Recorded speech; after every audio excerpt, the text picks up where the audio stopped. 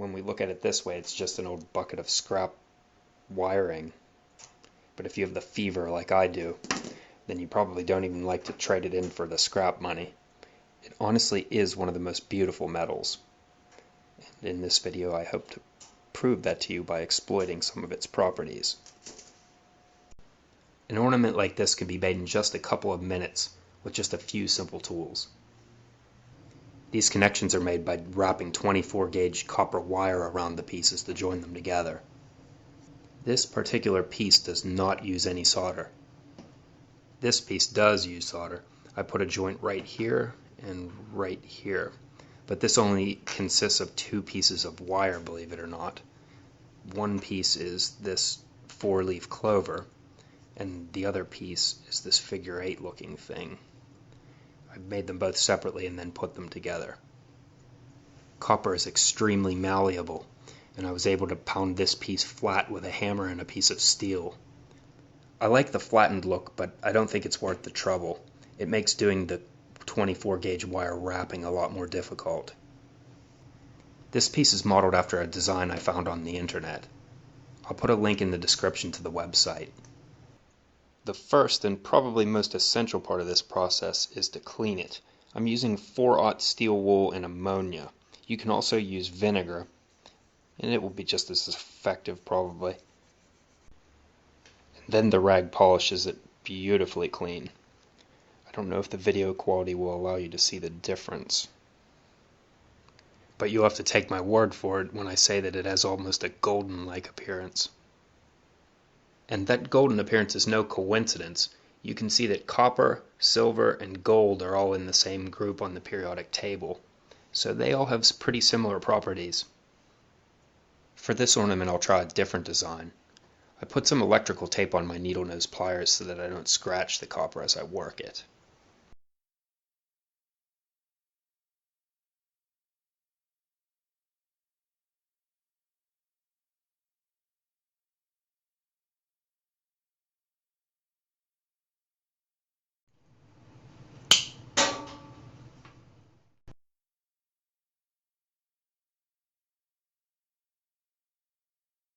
Two minutes and 45 seconds in real time, so that's pretty easy.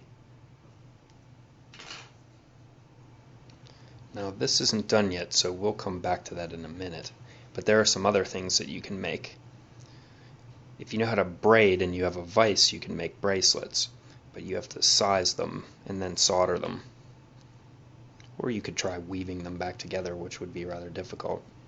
You can see that this piece was never finished, so the patina, or rather it started to oxidize, and this is probably about a year since it was cleaned. This is a pretty unique design. It kind of resembles a triquetra, and I've used this before. I put it in this, what is known as a planchette for a Ouija board, and if you want to read an interesting history on Wikipedia, look up planchette. How the term planchette was derived is pretty entertaining. It's rather appropriate that a planchette for a Ouija board would have a copper triquetra in the middle of it, because copper has such magical powers, which of course is an absolute absurdity. But there is some truth to the statement that copper has some pretty mysterious powers. Let me show you. So here we have two pipes of identical length, one's copper and one's PVC, and a stack of rare earth magnets.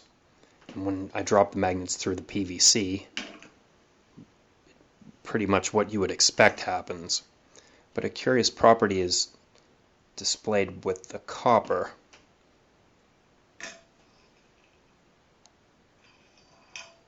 Phenomenon known as magnetic braking. You can look this up under eddy currents or magnetic braking or something, but I assure you that I'm not faking it. This should be a better view for you. Keep in mind that this pipe is 15 inches long.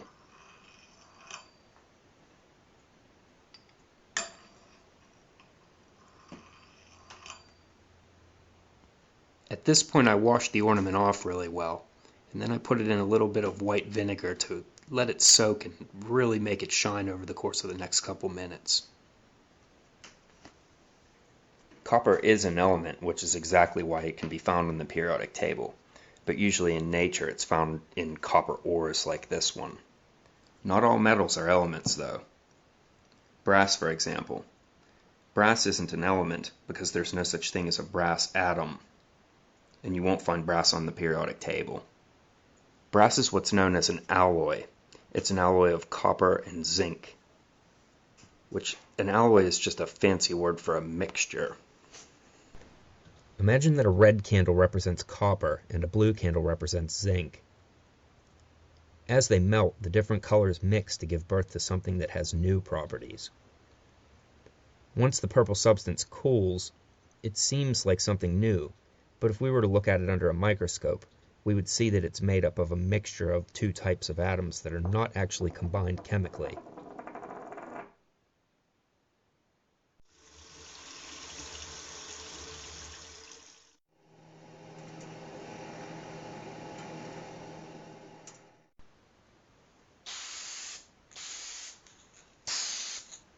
You may have heard that brass is self-cleaning, and it actually does have antimicrobial properties, but that comes from the copper. So since copper discourages bacterial growth, all that change in your pocket might not be as dirty as you possibly thought it was. Here we have approximately a pound of copper, or about 454 grams of it, which is valued in American dollars as about $3.33 as of when I'm making this video. In the United States, pennies that were made prior to 1982 consist of about 95% copper. So here I have $1.50 worth of pre-1982 copper pennies. So pennies are worth more than their currency value in scrap copper. And if you were paying attention, I bet you can tell me what's inside of post-1982 pennies. You guessed it, zinc. Thanks a lot for watching.